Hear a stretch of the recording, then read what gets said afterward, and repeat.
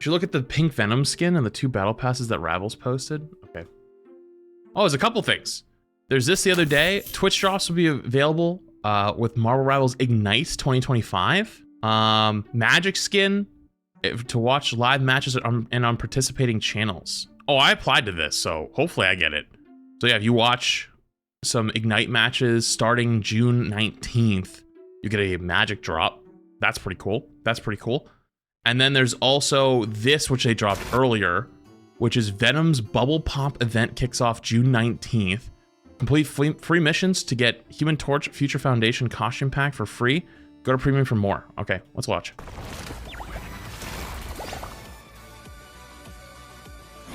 Oh my god, the Twitter quality is horrendous.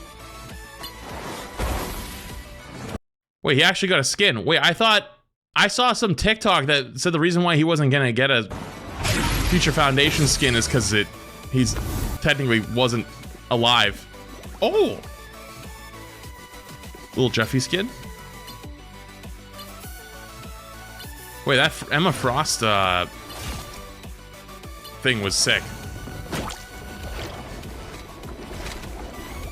Alright, that's kind of fire.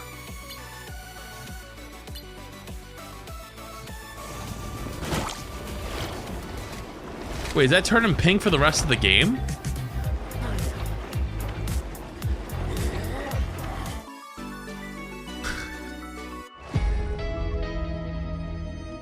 Wait, so can you accidentally turn yourself pink for the entire game? I just realized, because it says costume, right? It says costume, but it's an emo.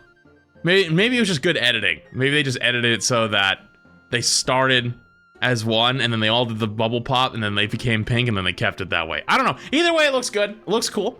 You know, honestly, I feel like people complain about reskins a lot, or recolors in games a lot, but I don't see it that much in Rivals. Very interesting. But I also like them, so I don't know. I wouldn't be a complainer, but very interesting.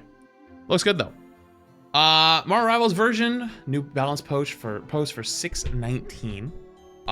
So that's in a couple days, and that's alongside the trailers, or sorry, the Venom stuff that we saw earlier, and the Magic skin drops, which will be happening. So the 19th seems to be like a big day, plus there's also the Ignite tournament. Even the mightiest heroes need adjustment every now and then, whether it's providing a quick exit strategy, getting a moonlit boost, or just making sure Jeff chews before he swallows. It's a time for another round of heroic tweaks to keep the battlefield as epic and balanced as ever. So something I've already noticed is this season I feel like they've done more balance adjustments than they did in season 1, which is definitely necessary. Vanguard, Thor's ability got a thunderous quality of life upgrade, Awakening Rune's new mechanic. After casting Awakening Rune, you can now manually cancel the awakened state after a brief delay. Smart they put on the brief delay, because I know that people probably would hard spam it and accidentally cancel it. I would end up probably doing that, because like you think you have 3 hammers and it's like just 2.85 and it looks like 3 and you can't, it's hard to tell. So that's smart, but that's a good quality of life change. Allows you to actually cancel it, use your right clicks to get a little Thor Force back, maybe shift out right away after. Good change, very good change. I think he probably will end up still needing a little bit of survivability changes, to be honest with you. I think they probably went a little too hard, but I'm willing to see what that ends up looking like. Duelist Moon Knight, Khonshu must be smiling. Mark's survivability gets a slight boost. Increased base health from 200 to 250. Mark? Is his name Mark, or is that the unks that you throw? Is his name Mark? His name is Mark Spector? Oh. Yeah, I didn't know that. Well, I mean, like...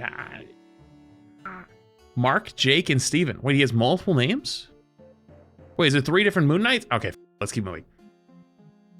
Star-Lord. Time for Peter to slightly turn up the volume at mid-range. Element guns damage fall off adjust maximum damage fall off from 25 meters at 25 meters from 60 to 65%. So very small Star-Lord buff to his range. Do I think Star-Lord needed a buff? No. Do I think that's fine? Probably. Honestly, well, hang on. Is Star-Lord even getting played a ton these days?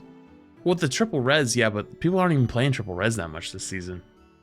I still think it's okay, but there's just things that are way better. So I'm actually cool with that. Storm. The winds of change are blowing. We're slightly reducing the frequency of her ultimate ability. Increase energy cost for Omega Hurricane from 3100 to 3400. I don't even know if it's the ult. I mean, the Jeff combo ult was really spooky, but is that actually going to be enough? Maybe. It might be. I don't know. I think Storm's probably going to still be a permaban, even with that ult nerf. We'll see, I guess. Maybe. I don't know if that'll be enough, though, but we'll see. Team up abilities. Chilling Assault, Luna Snow, Hawkeye. Time to cool Hawkeye's roll. We're reducing the power on his end of his team up ability. Ice Arrow Adjustment. Reduce damage from 30, 120 max at 30 meters to 25, 100 max at 30 meters. And reduce the stun duration for enemies beyond 30 meters from 1.5 to 0.8. And spell field damage range from 3 to 1 meter. Yo, hot take. I feel like the team up wasn't even that good. The only time, sorry, let me rephrase. There are very specific weird times that it ended up being ridiculous because you just get one shot by like through a wall, right? That was stupid. It's annoying, but like it wasn't as scary as everyone thought, myself included. Because I didn't realize like how far 30 meters I guess was for it. But it also just kind of feels like a bullshit ability.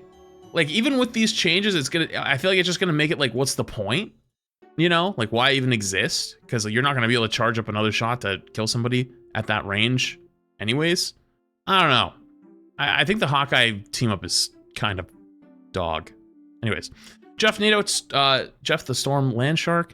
We're increasing the time it takes to swallow the competition because even Jeff needs to chew his food, folks. Increase the time required to devour enemies from 1.2 to 1.5.